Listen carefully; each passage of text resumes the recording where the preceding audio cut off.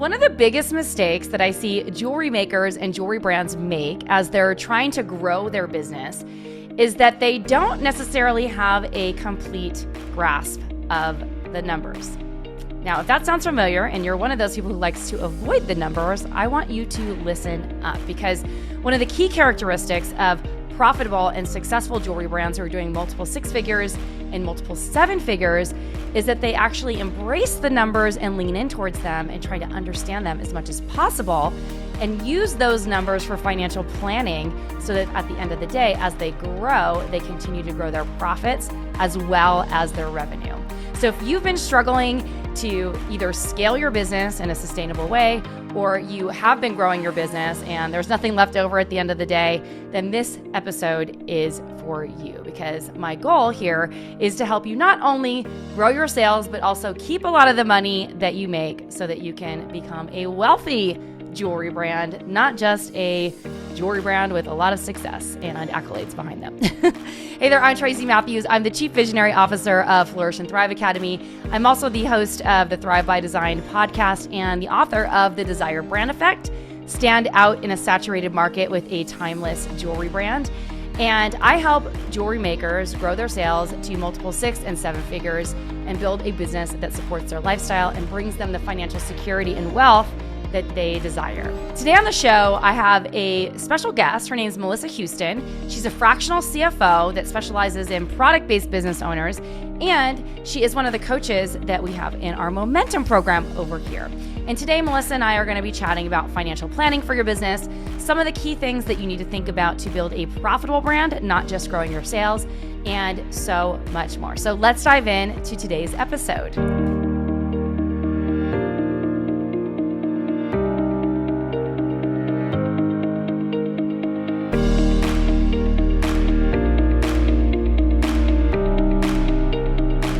Hey there, I am so excited to have our financial coach for our Momentum program, Melissa Houston, on the show today. Melissa, welcome to the show.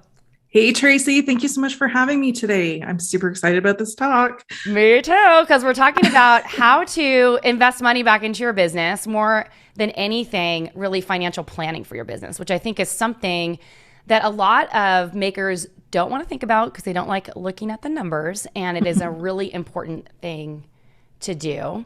Yeah. And if you don't do it the right way, not that there's always a right or a wrong way, you might not pay yourself, you might be investing too much money back into your business, you might not be investing enough money back into your business. So we're going to talk about that today.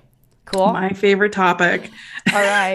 Well, I want to hear a little bit more about you. Like, give us a little background, history, and like what you do. Yeah, absolutely. So I have been a CPA for over 20 years. However, that was not my first career. My first career was in social work. So I worked in social work for about 6 years, and I realized it was high burnout. So I moved to something in business, and ultimately it led me to accounting. Now, as I worked over the 20-year span, I realized, what I was doing wasn't quite a natural fit for me. And I really knew that I wanted to become an entrepreneur, and my strengths are the social work side of me, plus my money expertise. And I decided to marry them both and become a business coach or a financial strategist for CEOs, if you want to get into the fancy term. And essentially what I do is I help business owners get from that six-figure point mark of revenue to seven figures and beyond, whatever their plans are for their business, through increasing profit margins, increasing the profit in their business so that they get to keep more money for themselves and increase their net worth. I love this so much. And I also love that your focus is helping people who are already at six figures grow to seven, because that's what, in fact, our entire Momentum program is about that. That's why we have you coaching in there. And you recently did a training for the students on financial planning. So I want to kind of dive right in to the meaty stuff right away, because I think that this is something they might have a bookkeeper who plugs in some numbers. They might be able to read a P&L report, or they might look at their statement of cash flows, or they might look at a balance sheet, but they're not really planning for their business. So let's talk about like some of the basic things, first of all, that people need to be looking at when it comes to the numbers. And then how do you even start with the financial plan? Because I think it's overwhelming for a lot of people. It's definitely overwhelming. There's a lot of fear. And I love how you mentioned, bookkeepers, a lot of business owners have the bookkeepers, but there's a misconception of what a bookkeeper can do for you, right? So this is where people like me come into your business, where we show you what happens after the bookkeeping. The bookkeeping is laying that financial foundation for your business so that when you run reports, everything will be accurate and up to date. And what you do is you interpret those business numbers into valuable information that's going to help you increase your business and optimize the profit, right? So the first thing, though, might surprise you, but when I start working with clients, I start with their mindset. Because having a good, solid money mindset is so important as business owners, because everybody has a money story, right? Money is probably, in my opinion, it is the most emotionally charged topic. And realizing what's holding you back in your business. So if it's your fear of looking at the numbers, or you're afraid of, seeing it as failure, or you have some reservations around growing your business and growing wealth for yourself. These are all the types of things that we want to address before we get into the real meat. Because if you've still got those reservations going in, you're going to be very resistant, right? So it's really important to clear that mindset. But my most favorite thing to go over with entrepreneurs is creating that business financial plan, because it's so important. And if you don't have a financial plan for your business yet, I highly recommend that you get one started. Okay, so how do we get started with this? Absolutely. This is my favorite question. Let me settle in here. So, it can be overwhelming for people who have never done one before, right? So I really try to start with simplicity. Understanding the purpose of this financial plan is essentially what you're doing is you're creating a 12-month forecast. You're looking out 12 months ahead of time and creating a plan for your business. So you've got your goals. And let's say you're a business who's operating at $100,000, but at the end of the year, you want to be operating at $500,000 of revenue. So what you're doing is you're creating that end goal, and then you reverse engineer it, right? So I use not so fancy templates, but I use templates, and all my work is done through Excel, and we just break it down month by month by month and create that plan where, you're going to slowly grow your revenue, because you're not going to go from 100 to 500 overnight, right? So you have to have a realistic plan on how you're going to grow your sales. And also keep in mind the expenses that come with growing your sales, right? Because that's so important. And making sure that your profit margins are staying consistent as you're growing your business. That is so important, because people think, well, if I'm making profit, then that's a good thing. But the thing is, if you were operating at a 20% profit margin before you started growing your business, oh no. And as you start growing your business, it drops down to 10. Yeah. That's a bad sign, right? Like that means things need to be tightened up. You need to be looking at what's going on in your business to fix that, because your profit margin has to increase and your profits will increase with it, right? Yeah. I mean, I wish I would have talked to you about 25 years ago when I was starting my first company, because it's interesting. You said like going from 100,000 to 150. And I remember back then, because people ask me all the time, like, how'd I grow so fast? And my first company, we got to about $1 million in sales for a low end product. But I had a lot of financial problems in the middle because I didn't really understand this. I overbought inventory. I invested too much in trade shows oftentimes. And I wasn't really forecasting for expenses and thinking like, what is it going to cost to actually make those sales? So I ended up making the sales, but I didn't factor in like how much it was going to cost to make the sales. And then when things started going haywire and the commodities market was skyrocketing and silver and gold and all the metals were like crushing, it like was so hard to like actually rein it in. Like it became like almost like the wild, wild west, and like just hanging on for dear life, trying to figure out what I was doing. And so it's interesting. And part of the reason why I wanted to have you on here and why I think this is so important is that people listening to this show need to really fully grasp the numbers, especially, I just did a masterclass we're doing one about 7-figure jewelry business owners. And one of the things that, we know that they have a handle on, if they're profitable, I should say, is that they understand the numbers, because that's a huge part of this. And they understand how they all play into each other. And so without kind of going on a big tangent here, I kind of want to dial it back a minute. Like, let's say you are a six-figure business and you want to scale to 500,000 or even 250 in the next year, or even $1 million, maybe in 2-3 years. And you have a lower profit margin. Like, what's your first step to kind of start increasing those profit margins so that you do have the money to reinvest back into Yeah, because you really want to make sure that your profit margins are tight before you start growing your business, right? And I really love the story that you shared. And I just want to go back to it for a second. Sure. Because, this is what I talk about a lot too, where not all growth is created equal. Yeah. And not all growth is good, right? So when you're dealing with fast growth, like what you were talking about, and, especially for product-based businesses, a lot of the expenses are at the front end where you don't get the money coming back into the business until the sale is done. You have to have some careful planning in there as well, right? Yes. So when we go over financial plans, one of the first things I do, especially if you're selling more than one product, is we break down how much profit each product is making, right? Mm-hmm. You need to know your profit margins per product, because quite often I have dealt with entrepreneurs who are selling products. They have no idea what the profit margin is. They think they're making a lot of money because they're best sellers. Yeah. And then when they look at the numbers, they're realizing I'm making like nothing on these products. So really looking at the numbers, and if you're not making money, tightening up the expenses, see if there's ways that you can save money on the expenses, or maybe you have to look at increasing your prices, or a combination of both, but really get that sweet spot where you are making your product and your business profitable. Exactly. And we work a lot with, like, primarily with jewelry designers, but we do have other product businesses and artists who come into our community. And the biggest problem I see with like kind of rookie designers who don't really know what they're doing is they either bought a software program that automatically calculated what they should be charging for the product, not knowing like that how they should really be thinking about it. Because I learned this from a financial consultant once. Or they really don't know what they're doing and they're actually selling wholesale pricing to like direct to consumers. So they're selling like the kind of prices that you would sell to a wholesale store on their website, and they have no idea, or on their Etsy platform, because they're, in my opinion, I'm not going to sidebar here, but like I believe that Etsy can sometimes be a race to the bottom with the money because you're competing with other people's pricing.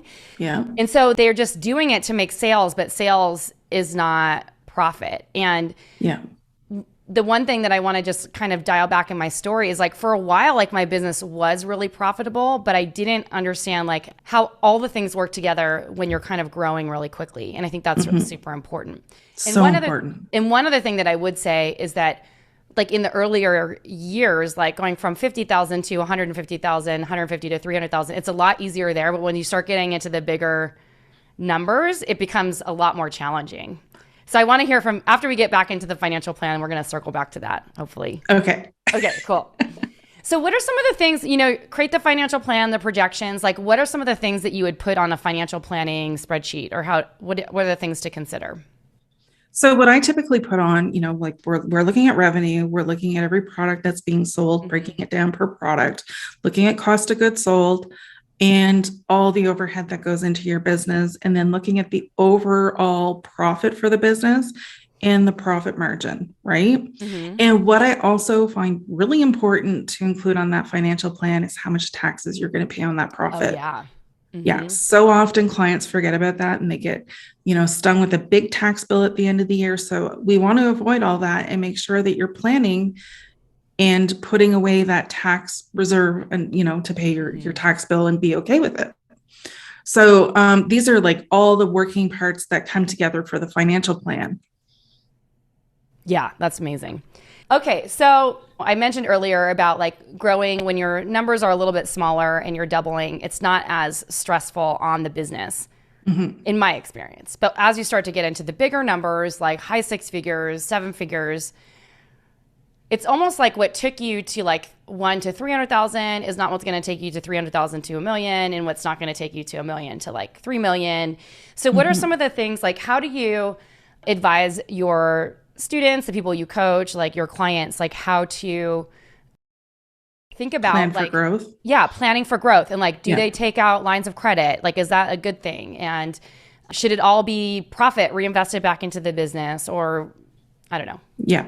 You know Yeah. what I mean? So what we look at is looking at the costs to expand, right? Because if you're growing your business and you're heading into large numbers, chances are you're either going to have to invest in some manufacturing or get your own space for manufacturing, hire people, hire a team. So when you do a plan that brings in all these factors together and you really understand how much you have to sell in order to break even and at what point you reach the profit that you want to reach, then it really helps you understand how much money is going to be needed to do these expansions, right? And you also want to figure out how realistic your goals are and how realistic it is to make that money back. Right. So there's a lot of things to consider before you even start reinvesting your profit into the business. So once you get clear on your numbers and you decide, oh yeah, this is definitely a no-brainer, this is something that I really need to go ahead with because it's going to make me a lot of money, then you look at how much you're going to have to finance the project, or if you're going to have the profit to be able to reinvest into it. But one thing that we didn't talk about that I really, really want to emphasize for a financial plan, if you don't mind, is when you're creating that financial plan for your business, you need to pay yourself. And you need to make sure that you include your payroll for yourself in that financial plan. So you're looking at the numbers after you've paid yourself. So all the profit is after you've paid yourself. You cannot survive without paying yourself, right? You're going to have your personal expenses. So I just want to make that really clear, because so often I see entrepreneurs that are just not paying themselves, and you're doing yourself a disservice. So now that I've gotten off my soapbox there. Also, like, what I want to add to that is, like, your profit is not what you pay yourself. You get to take it home if it's left over and you're not reinvesting it back into the business. Exactly. But it's a different thing. And I made that huge mistake in the beginning. Like, I didn't have a formal amount that I was paying myself. It was just like, oh, what's left this month? I'll take it kind of thing. And I really want to drive this home. And if you have anything else to add to this, I'd love to hear. In particular, for this reason, a lot of makers, when they're starting out, especially when they aren't trained in business or whatever, they get all the training on the technical part of making jewelry or whatever it is. And unless they've gone out and learned it, they don't understand that, like, you're not an hourly wage earner. You are the CEO of your company. So you don't get paid by the hour it takes to make the jewelry that you're making. And I see this mistake over and over and over again from beginners who are like, oh, how much money should I charge? Like, how much should I charge for my labor? I'm like, charge the fair market rate for labor. Don't worry about what you want to get paid. What you're trying to do, and I want to highlight another thing that you said, is to figure out, like, how much do I need to pay myself not at a like bare bones, but like to live comfortably? Like, what is that going to take? Figure out what that salary is. And then when you get to that point, then you can incorporate that salary into your expenses and your business expenses, like the salary of the CEO, and then figure out what that break-even point is. And then that's how you figure out how much you actually need to sell to profit. And I want to, like, reiterate that you said that, because this is so important. People do not understand how important understanding your break-even point is. And if you don't, and you're not clear on it, then you could, number one, get yourself into a ton of debt. Number two, like, get in a really bad situation. And number three, be spending money that you don't need to spend on a lot of things, because you're just, like, willy-nilly looking at your sales and not really understanding, like, what's legitimately left over. These are all lessons I learned, so I can only speak to that because of that. And it's super important lessons, right? Unfortunately, sometimes we have to learn the hard way. And, hopefully people who are listening are going to be like, yeah, I want to avoid that mistake, because here's this is a grim statistic, but 82% of businesses fail due to financial mismanagement. So if you learn at an early stage in your business how to manage the finances in your business, you've just really increased the odds of survival. Exactly. Right? It's so true, right? Yeah. Yeah. And a lot of people kind of sweep it under the rug and don't want to deal with it because they feel that it's, an expense that brings no value to the table. Yet it's likely to be the biggest expense, or not the biggest expense, but the expense that brings the biggest value to the table, because you're learning how to operate a traditional business that's going to be profitable and stay in business for years to come. So this is your income stream, right? Mm-hmm. So you're investing in learning how to make this business the most profitable it can be. So there's definitely a return on that investment, but people sort of, it's short-sighted because they don't see it in the sales. Yeah. It comes out the back end, right? Yep. So yeah, once you understand that knowing your numbers is going to prevent failure in your business and prevent you from losing everything, then maybe you'd get more on board with it, right? Yeah. I don't know if you know this, but I had to file for bankruptcy. Did you know that? No, I didn't know that. Yeah. So I speak from all this from personal experience. And I had I think I did read something like that. Yeah. I did have a really successful business, but then, like I said, it got away from me. And then everything spiraled, and all the investments that I was making and the credit that I was building up over the years, or charging up maybe is a better way to put it, kind of crashed down when things really flipped quickly in 2008. It was so fast. It was just interesting because when I built Flourish and Thrive Academy and my second jewelry business, I didn't have any credit to build it. So I had to be so careful and watch the numbers like a hawk, because it's really easy to go into debt and get a credit card for $20,000 or get, a line of credit for $100,000. And you're like, oh, well, I have money because, I can pull it from here or buy inventory from here. And I think that credit used responsibly is really good. Mm-hmm. So I'm not saying don't use credit to finance your business. I think that it can get out of control. It can if you're not monitoring it. Yeah. I learned a huge lesson in discipline over the last 10 years because I'm finally getting out of my bankruptcy right now. Okay. And I'm able to finally get business credit cards and stuff again. But I learned this huge lesson in being disciplined with how much money you're spending. Mm-hmm. But I will tell you that it does slow down your growth if you can only operate on cash flow. It does, certainly. Yeah. But do you feel better for it? I feel better. I've had a really profitable business for the last 10 years, some years more profitable than others. And it's really forced me. And I hope this drives home with everyone that is listening too. It's really forced me to be conscientious about what I'm spending. And I've been criticized about it from people who have worked for me before because they look at me as being cheap. But I'm like, if you can't put it on a credit card and it's coming out of your cash flow and that's all the money you have to pay attention to it. Very much so. Forced me. And I'm the furthest thing from cheap. But you know what I mean? If do we really need that tool? Is that going to for an extra $300 a month, is that going to really change our lives, or is it just going to be another expense kind of thing? Yeah. Yeah. Well, you're being cautious, right? And you've got the foresight, you know that these things can happen and you need to be careful. Yeah. So how would you recommend, I'm not joking, but I'm joking, but I wish I could have spoken to you in 2006 because that's when things were going so well for me. And what would you say to someone who was doing really well, had a very successful business, and then all of a sudden some things snuck up on them and they were a little bit underwater? How would you help them get out of a bad situation? Absolutely. I would show them how to build a cash reserve, right? Yeah. So what that means is you are keeping your profit in your business to save that for a rainy day, because business is cyclical. So, you may and as you well know, you may have had one great year and then the next year, not so great. And then, 3 great years. And then all of a sudden you're living in the valley of doom, right? So, for a lot of people, COVID was the valley of doom. For a lot of people, it was great. It just really depends. But for those where it was really tough, that's where the cash reserve comes in super handy, right? Yeah. So as a business owner, it's incredibly important to keep those cash reserves, because we all know that the markets fluctuate. What could be a bestseller today may not be tomorrow. And, life is unpredictable. Mm-hmm. So reinvesting that profit to build that cash reserve is super important. And then the other thing is, if you've got excess, if you're not reinvesting to grow, if you're reinvesting to growth, then you absolutely keep reinvesting to grow, but planned growth.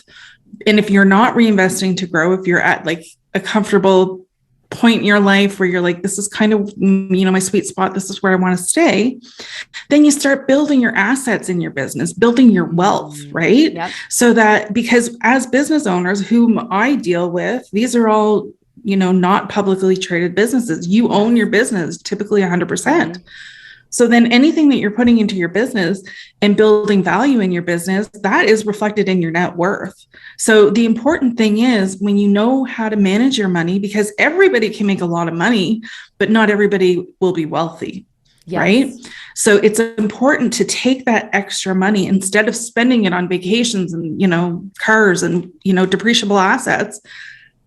Take it and reinvest it. So then at some point, you're going to be living off the money that your money is making for you. So that's the big secret for wealth. So what are some of your favorite kind of investments for a product business? Like physical, like real estate or things like that, or assets inside the business, investing in like the stock market or crypto, or like what do you mean? Crypto, no.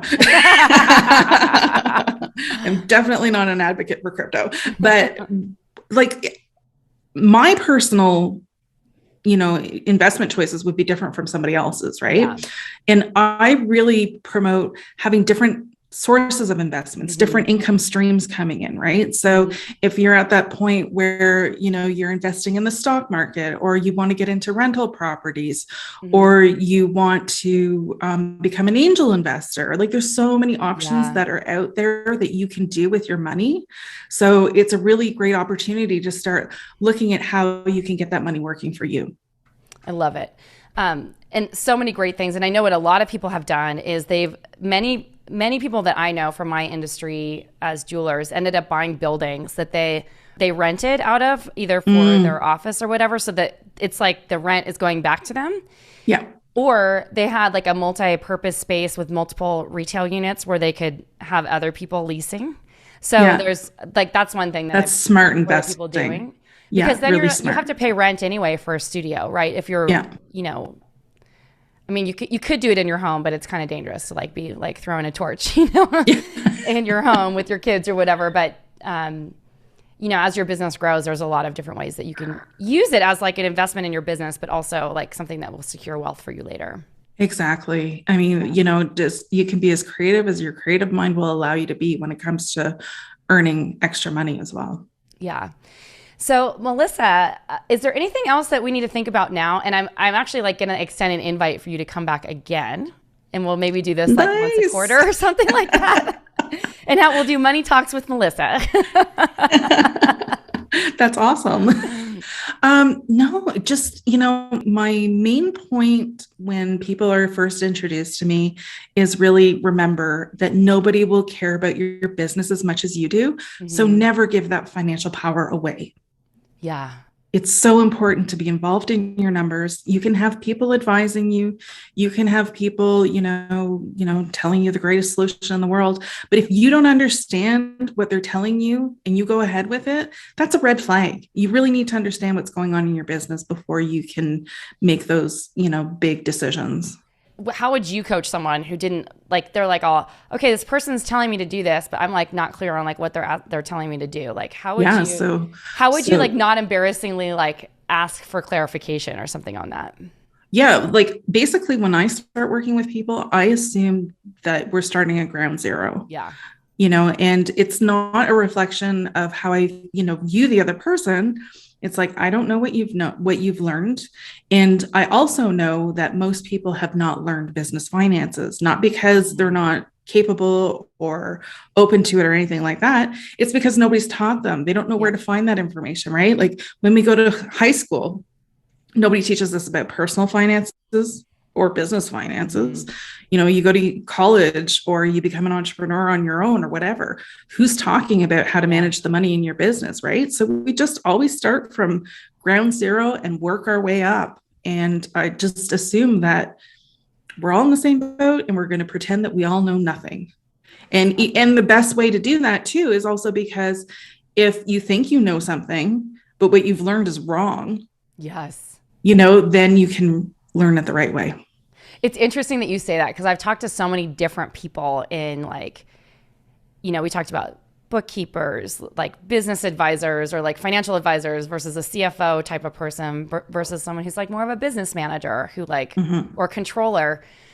Like there's so many different perspectives, and I don't want anyone to confuse like your bookkeeper necessarily as the person who's going to help you get to a place where they're telling you how to grow, because I've had so many disagreements with different bookkeepers because they want to play it safe so you don't get audited, but there's a lot of things that you can legally do to like increase your profit margins that might, I mean, I'm not suggesting anyone do anything risky. Everyone's got to do whatever, like legal things is what I'm saying. But also like, you want to have like a sounding board or someone who can tell you like, these are some of the things that you could do to increase your profit margins or to increase your write-offs or to pay less taxes and this is not about cheating the system or anything like that. It's about getting the most out of your business. You guys work hard for what you earn, and you should be able to keep a lot of it. Exactly. Because if you're not keeping it for yourself, you're just lining somebody else's pockets with it. Exactly. Yeah, exactly. So Melissa, thank you so much for coming here today. And it's been a pleasure having you on. Where can everyone find you? Thank you so much for having me. So you can visit my website at melissahoustoncpa.com. And if you want to follow on social media, I'm on Instagram at Melissa Houston CPA and in LinkedIn as well. Amazing. Thank you so much for listening to the show today. This is Tracy Matthews signing off until next time. And if you enjoyed this video, make sure that you subscribe to our channel, that you click that little like button, and that you sign up for notifications so you're notified anytime we release a new video. And if you'd like some more support from us, I'd love to extend an invitation for you to get our eyes, Melissa and my eyes, on your business and apply for our Momentum program. Our Momentum program is a 1-year coaching program that is designed to help jewelry brands and makers of product businesses who are already kind of at that 6-figure marker in business, who want to scale to multiple 6 figures and or 7 figures, but they're kind of stuck because they're overwhelmed being the doer of all things in their business. We would love to support you and help you get out of the grind and get you to a place where you're not overwhelmed anymore, where you're actually in flow state, building a business that is profitable, that's sustainable, that lets you keep some of the wealth at the end of the day so that you are creating financial security for yourself and that you have a sense of accomplishment knowing that what you're doing is actually making an impact on other people's lives. So if you'd like to learn more, head on over to flourishtothriveacademy.com/momentum and fill out your application today.